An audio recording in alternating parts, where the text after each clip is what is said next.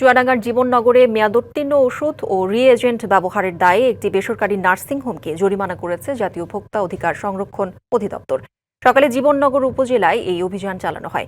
উপজেলার বিভিন্ন filling station ও ক্লিনিকে তদারকি করা হয়। এ সময় মনোয়ারা সোনো সেন্টার অ্যান্ড নার্সিং হোমের অপারেশন থিয়েটারের ফ্রিজে মেয়াদোত্তীর্ণ ওষুধ এবং ল্যাবের ফ্রিজে মেয়াদোত্তীর্ণ রিএজেন্ট পাওয়া যায়।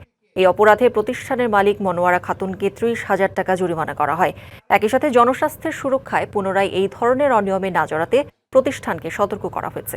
কুষ্টিয়ার দুর্যোগ ব্যবস্থাপনা কমিটির সভায় বন্যার সময় শুকনো খাবার ও নদী ভাঙন রোধে জিও ব্যাগের সংখ্যা বাড়ানোর প্রস্তাব করা হয়েছে।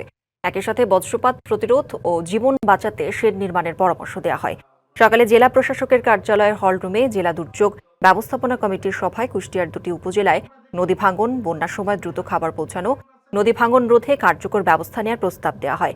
সভায় দুর্যোগ ব্যবস্থাপনা কমিটির সদস্যরা ছাড়াও বিভিন্ন সরকারি বেসরকারি প্রতিষ্ঠানের কর্মকর্তারা উপস্থিত ছিলেন।